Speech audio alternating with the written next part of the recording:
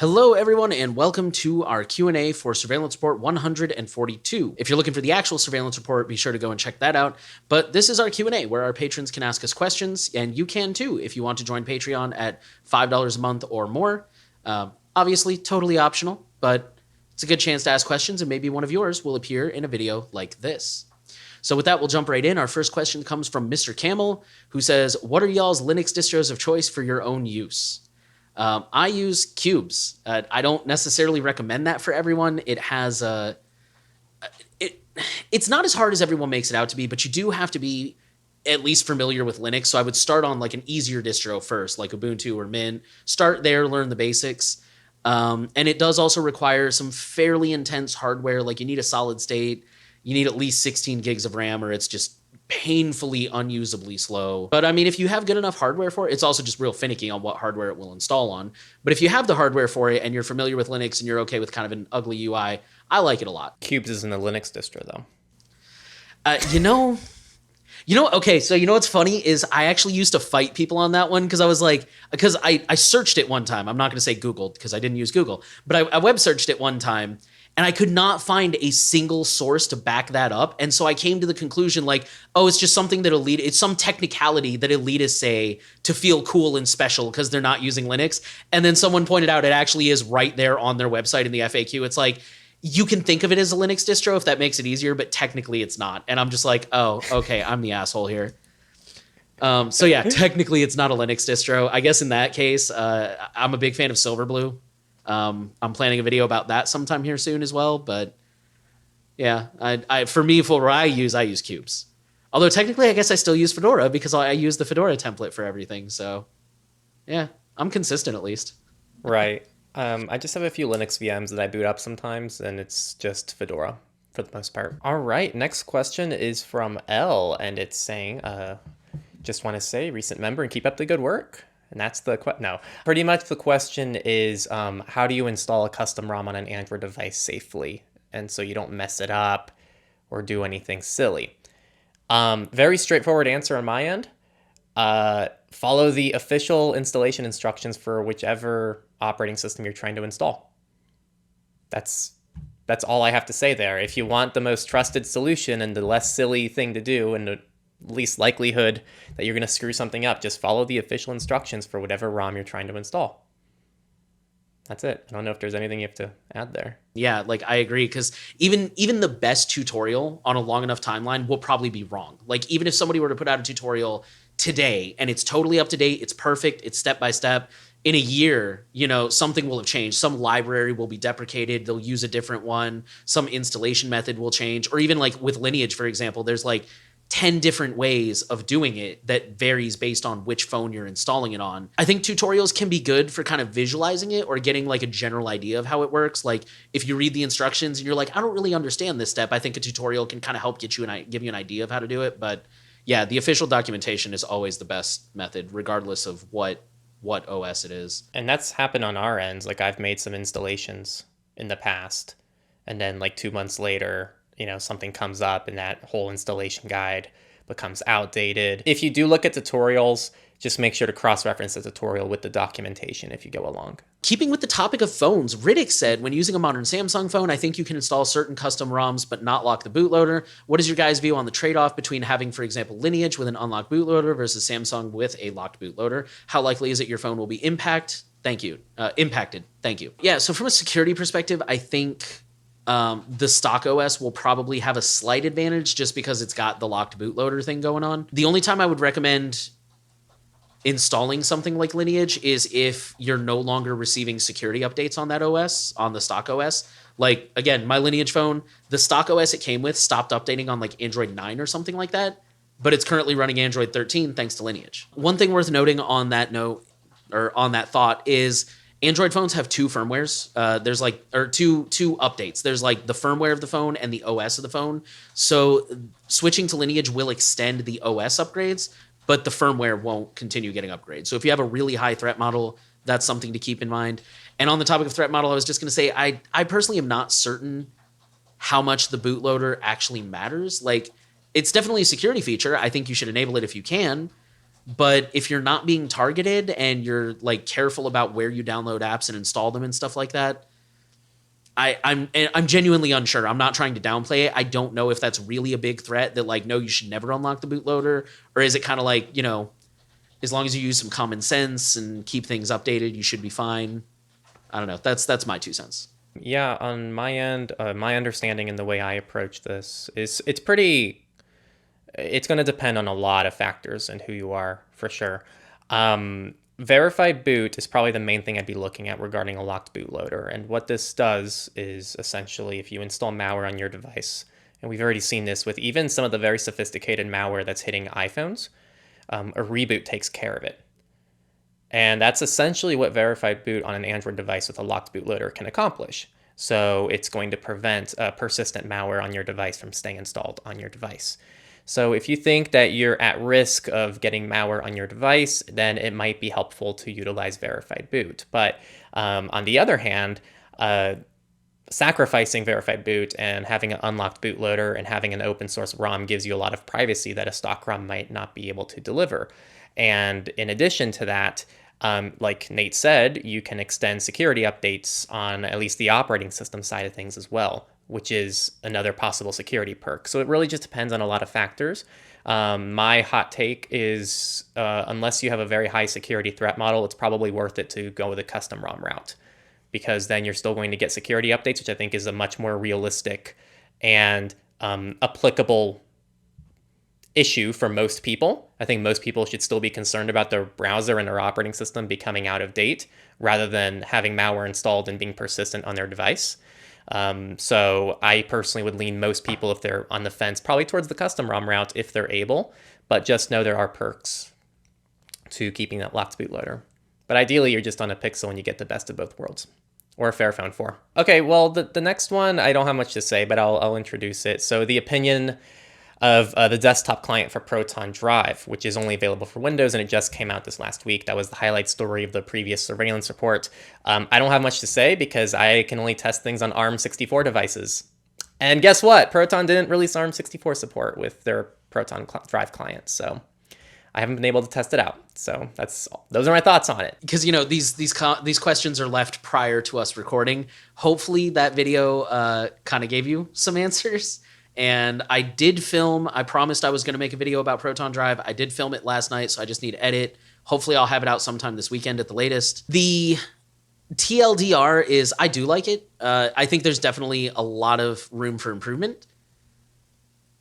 But overall, I'm a huge fan. You know, it makes Windows suck just a little bit less for Windows users. It's very user friendly, and if you're like me, you have half a terabyte or more of Proton storage just sitting around doing nothing because you never use Drive, because you're not going to upload everything in the browser all the time. Like, yeah, I don't know. I like it. Still has some room to grow, but I think this is a huge step forward, especially for the more mainstream crowd, which is who Proton is obviously targeting.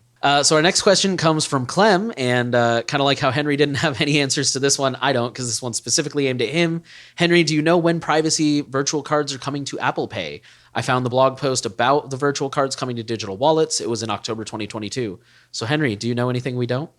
No, I didn't get any special access or like special treatment from privacy.com in regarding the beta cards. So for those who don't know, privacy.com is an aliasing debit card service where you can just generate disposable cards, and it's linked to your bank account, so you can pretty much alias all of your card numbers on several websites. And normally this is just digital. You just generate them for websites or apps and things online. But they added the ability to add virtual cards to Apple Pay and Google Pay, whatever it's called on Android devices. I think it's Google Pay. Right. Mine's disabled, so I don't know. Right, I don't know either. So you can add them there, so theoretically you can now use these aliasing cards in person. And I just got private early beta access because you could have applied. Anyone could have applied if they were a privacy.com member. I somehow got in, and I've been using it, and it's been pretty nice. I will say it's kind of frustrating because the PIN situation, like you have to sometimes at certain readers, when you use the card via Apple Pay in person, it'll ask for a PIN, but there is no PIN, And they say just click the X when it does that, but that doesn't always work. So sometimes you just can't really use the card in person. But either way, it's not a huge deal because when you use Apple Pay, and I think Google Pay as of Android 13, don't quote me on that, but they're actually giving merchants different card numbers already. So they're not getting your real card information if you're using Apple Pay. So I guess it's kind of questionable what privacy.com is bringing to the table in that regard. But what's really cool is you can now on your phone conveniently just use Apple Pay with a privacy.com card online.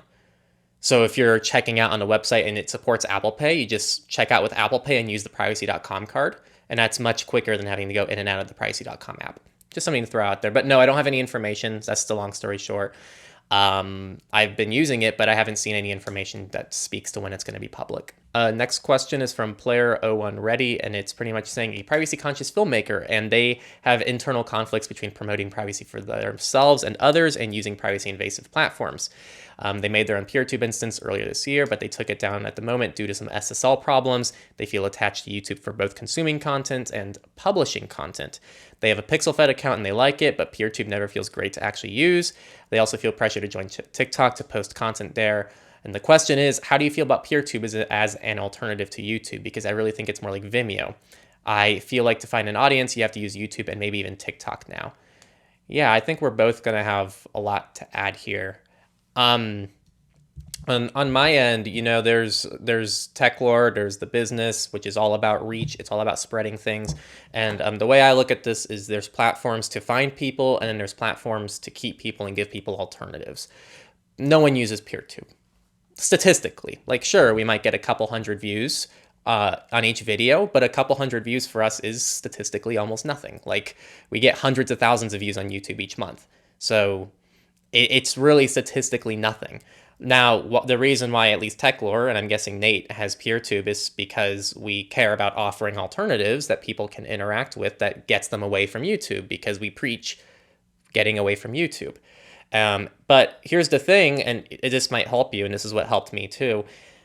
There's no point to tell people who already deleted Google to delete Google. There's no point in telling people who already deleted Facebook to delete Facebook. The target audience, if you want to get these messages across, is to go to the privacy invasive platforms. That's where it actually matters, because those are the people who are using privacy invasive platforms. And so that's actually where you're needed most. Ironically, you're needed on TikTok, you're needed on YouTube, you're needed on Facebook, you're needed on all these platforms, because that's where you can make the most impact. And then you can also incorporate other things. When you grab those people, you can send them to your other platforms, and that's where they can be safe, so to speak. And as for PeerTube, I can't stand using PeerTube. I just use AutoSync. Just like Odyssey, I can't stand using Odyssey. I do everything on YouTube and everything AutoSyncs, and I don't like touching either of them. That's all I have to say on my end. Honestly, we kind of have the same thoughts. So, yeah, I think platforms like TikTok and YouTube are still going to be your best bet to find and grow an audience, because they have the whole algorithmic discovery thing going on.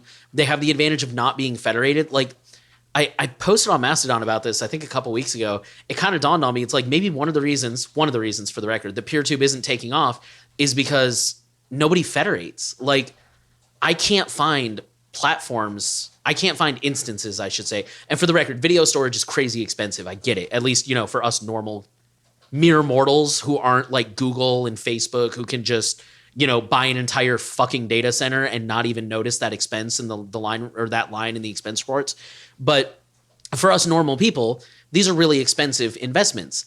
And I cannot seem to find, I want to federate with other instances. So for the record, if you're watching this and you know some good instances, please message me or drop them in the comments or something. But I cannot find instances I want to federate with, because most of them are either somebody's little hobby channel where they're like, I'm going to do, let's play videos and video game walkthroughs and stuff like that. And I haven't done one in 6 months, or, which for the record, I get it. Life is busy. Or, it's like a 2-hour long video of them playing with no video, no audio. It's just the game. I don't know. It just doesn't feel very this isn't something I want to sync with. Or point blank, I'm going to be honest, and I'm sorry people who are going to get offended. It's alt-right crazy people. And I'm not going to get political, but just, I don't want that on my front page. Just no, I don't want that. And the handful of servers that I've tried to federate with, I hate to say it, don't respond. Like, I've tried to federate with Privacy International, and I've done a video for Privacy International, and they still haven't approved my request. I tried to federate with Tilvids. They didn't approve my request. And admittedly, like, it's not a very visually attractive platform. I'll be the first one to admit that. I'm not super picky about aesthetic. I don't mind it, but I certainly don't like log in and be like, wow, this looks really good. I don't think I've ever said that about PeerTube. So yeah, I think if you're trying to reach an audience, you're going to have to go on those platforms where they have all that going on. Sorry for the rant. But I was going to say, as a privacy-focused creator, you have the advantage of, once you find that audience, you have that platform to now say, hey, by the way, YouTube sucks, TikTok sucks, go find me on these other platforms. Because the thing is, with normal creators, that never comes up. At least not like from the creator themselves. You know, people like us leave comments, but that never comes up naturally for them. They never have a reason to say, hey, go join me on PeerTube, because they're going to lose a ton of ad revenue as soon as they do. And I don't even mean that in a selfish way. Like, there's just literally no reason for them to look into these other platforms. And there's no reason for them to steer their audience there. But with you, it comes up organically, and there's plenty of reason to do that. And again, like Henry was saying, why not both? Like, why not have both platforms where you're there on the mainstream ones, but also on PeerTube and the more privacy-focused ones? What does that be, the change you want to see? Because I feel like that's the biggest problem with a lot of the privacy-focused social media right now, is it has a lot of other problems too. Like, it doesn't look good, it's buggy, it's got all these other problems. But one of the biggest problems is just nobody's there. And unfortunately for the mainstream people, it's a network effect. They look at these like Mastodon. They go on Mastodon and they're like, oh, all the musicians and brands and TV shows and companies I follow aren't there. I'm not going to go there. Not realizing that if everybody went there, all of the other people they want would follow them, because that's where the audience is.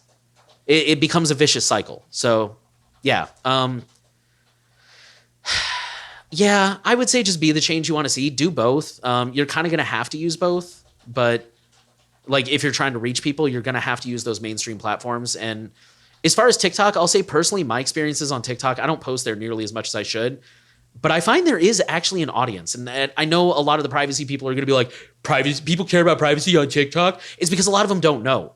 I've posted a lot of videos about like I posted one of my most watched videos was about a lady who called Hulu for some totally innocuous reason. Like, she had like a billing issue, and the employee she spoke to took down her personal info and started stalking her, like messaging her on Facebook and calling her and stuff like that.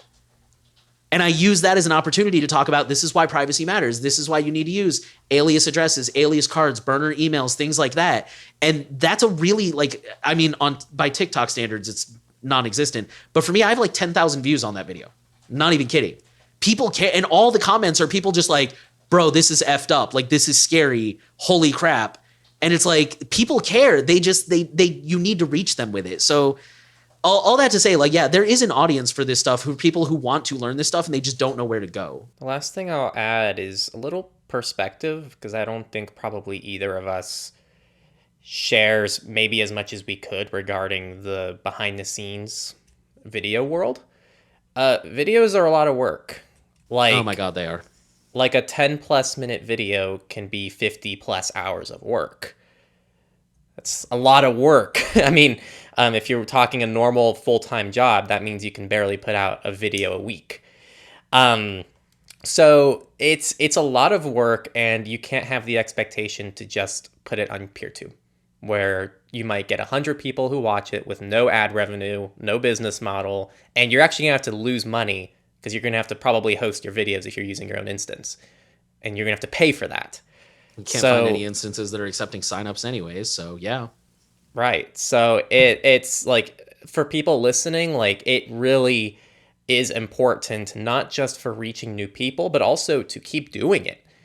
Like, one thing is putting out a few good videos for a month and then disappearing. Another is actually sticking with this for years on end and doing it in a sustainable way. And unfortunately, in our current economy and the way the world works, that ad revenue helps a lot on YouTube. And PeerTube doesn't have that option. Odyssey doesn't really have that option either. I don't consider Odyssey's ridiculous, stupid token to actually be a revenue model, the one that you can't actually use for anything. And they Except actually on just shut Odyssey. it down without notice, so the little value it had Did they? is now just Oh my nothing. God. So yeah, that's the last thing I'll add here is that like value your time. It's important that if you do ever get into this, you can't do it for the money, especially when you're early on. And even now, like we wouldn't be posting to PeerTube and Odyssey if we cared about money. Like there's so many things that we could do differently if money was the only priority and focus, both on Techlore, surveillance support, and definitely on New Oil as well. Just know, like seeing how Nate runs things, I can tell that it's the same thing over on his end. If money was the sole goal, things would be run very differently. You can't Dude, be if in it money for the was money. the goal, I would shut down the New Oil and just stop doing privacy and focus on my day job. that's a good point. I'm not even kidding. If money was the goal, I wouldn't be here. Right. And on my end, there would be so much sponsored content with so many companies, like the ones we turn on such garbage companies literally every freaking day. And like I don't think people understand the scope of like the garbage that we're offered. We've on one of our Susie's most told me a popular little bit of it.